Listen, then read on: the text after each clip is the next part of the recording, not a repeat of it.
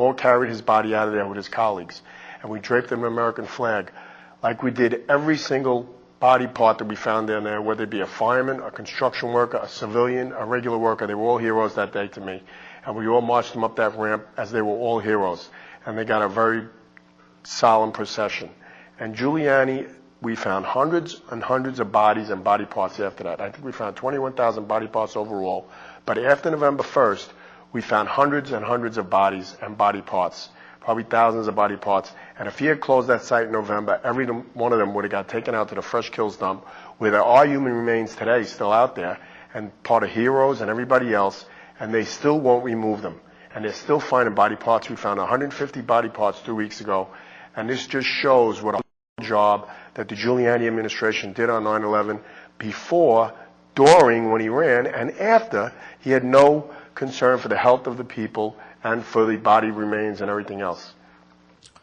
At 9:29 that morning, the fire department tried to get out on its radios a warning to get out of the towers, knowing that perhaps there was going to be an imminent collapse. Who gave that order, and what could they have known?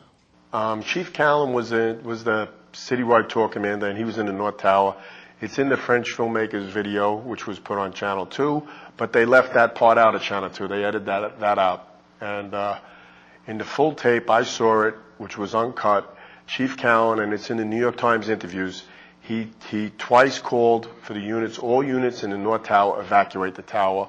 All units in the North Tower, evacuate the tower. For what reasoning, I don't know why he was calling them out. He should have given a Mayday, Mayday, Mayday and called them out, because then everybody gets off the radio and come out. He did not receive a response from anyone in the North Tower because the radios didn't work that day. And he was interviewed by the New York, in the Have It from after 9/11, and the New York Times has their interviews, but I don't know the reasoning why he pulled them out. But I would imagine that it had something to do with him worried about the safety of the men in the building. There are still many skeptics to the official 9/11 story. Most of the firefighters, I understand, believe the official story. Would you say that's fairly well accepted among your brothers as you know it? Yeah, from what I hear from most of the firemen, they were there. The buildings collapsed. We are not engineers, and we don't know why it collapsed or anything else. But I pretty much accept the government's explanation of it. In any other fire you've seen in New York, you've fought fires in other high-rise buildings. Has there ever been the threat of a high-rise building collapsing, or have you ever seen another high-rise building collapse? I haven't been on the scene of any one that have collapsed, but I really haven't seen any where a large commercial jet airline has crashed into the building. I wouldn't know. You're aware of the Peter Jennings interview with Rudy Giuliani, approximately 12 o'clock, 12 noon New York time on September 11th, where Rudy Giuliani says that he got word before the South Tower collapsed and that he was going to evacuate that building. He had word that it was going to collapse. Does it surprise you of that, or does it alarm you that he did not contact or try to contact someone in the fire department so that those people in the South Tower could be warned? I heard the interview, but I mean, if he says that, and you'd have to ask him what he meant, but if he did know from what he said in the interview, he did know, he should have told both the police department command and the fire department command so they could evacuate the building. And I mean, if he said it, so you have to ask him and get his word on it, but I think it's atrocious that he didn't contact anybody. If he did know those towers were going to fall, he personally should have made sure that message got through to the people. Do you feel that there's closure now with this situation, with the fallen firefighters and the victims' families? It'll never be at rest. I'll never be at rest till the day I die. My son died. He's never going to walk back in the room. When I go to eat with my 3 sons, there's always an empty chair. He'll never die. And we will follow him around and get the word out to all America what kind of person he really is. Rudy Giuliani is either my way or the highway. He does not agree. If you don't agree with him, you're his enemy. He had Carl McCall and Virginia Fields, who were both high in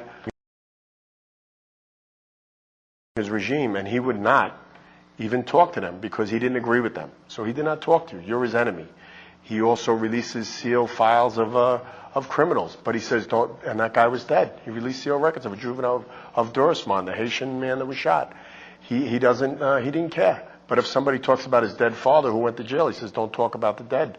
But you can talk about a dead man, Durisman, and release sealed records of juvenile. He also closes museums because he doesn't like what exhibit they have. Who's to say that he's going to close down if he gets the Patriot Act? he'll be like a delusional man. I mean, he is delusional now by saying he's a hero on 9/11, that he was down there more than everybody else. The next thing you know, he's going to tell us that he went in and rescued everybody. I mean, I think he's delusional and he's a dangerous man. He has oppressive immigration policies. He's talking about a war with Iraq that is going to continue. And he's also talking about now going into Iran and straightening out the business over there. He's not even president yet. I mean, I think it's a sad state of affairs when we even consider. Rudy Giuliani is, let's just say, the closest disciple of George W. Bush and the policies, and he would continue the policies of the Bush administration. Knowing that even though you may be somewhat on board with the official story, knowing that there are still so many unanswered questions of the events of 9/11, would you support a new, full, independent investigation of what happened that day to get to the bottom of it? I would definitely support a full. I think 9/11 should never go away. We should find out everything that happened that day and go on with it. We can't bury things under the rug. We want to know why these buildings collapsed. We want to know everything about it, why the radios failed. I don't want this to happen to anybody else, what happened to me. I lost my son, and I don't want anybody, the pain that I had to go through, I don't want anybody to endure that. And I think if the more we forget about history, we're doomed to repeat ourselves, and that's what we don't want. And I think Rudy Giuliani is Bush on steroids because he thinks he's going to go out there and straighten out the whole world and get a mighty stick and scare everybody. There's an author, William Arthur Wood, and he said, leadership is by inspiration, not domination. And he said, it is also it's cooperation and not intimidation. And I think that's a page of the book that Rudy Giuliani and his cohort should consider. Jim Riches, thank you for joining us in INN. We appreciate the work the fire department does. Thank you. Thank you very much. I went down to the scene and we set up headquarters at 75 Barclay Street, which was right there with the police commissioner, the fire commissioner, the head of emergency management. And we were operating out of there when we were told that the World Trade Center was going to collapse. And it did collapse before we could actually get out of the building. So we were trapped in the building for 10, 15 minutes and finally found an exit and got out, walked north, and took a lot of people with us. And there was lacking and there was none. Whenever I hear him talk, I want to scream out to the world and say, God, he's so full of it. Because the buck stops at the mayor's office. It goes up to the top. You know, who's in charge here? Mr. Giuliani. They attacked us in '93. And yet 8.5 years later, New York City firefighters, the greatest fire department in the world, we're using the same radios that we knew didn't work. We have remains of dead heroes out at the garbage dump because of Giuliani and his administration. And they're still there today, and they won't remove them. And this guy had politics and his image much more important than the needs of firefighters and their families. I'm a conservative. I'm a member of the NRA. I voted for Giuliani. But in this instance, he messed up.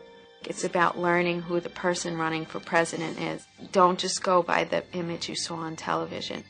It's not the moral, ethical, or honest person that I feel should be the President of the United States in 2008. This image of Rudy Giuliani as America's mayor is a myth.